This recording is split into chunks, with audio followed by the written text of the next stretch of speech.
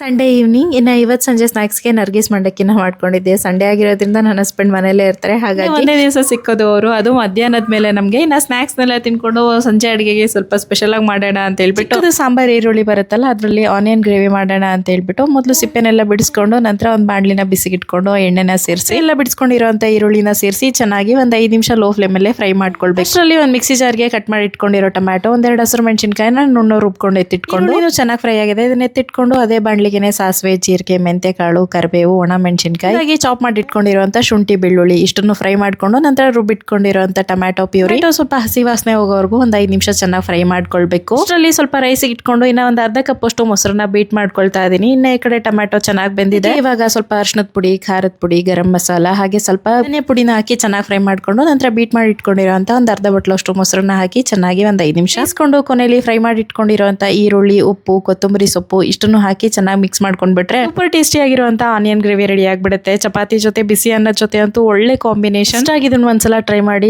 ತುಂಬಾನೇ ರುಚಿಯಾಗಿರುತ್ತೆ.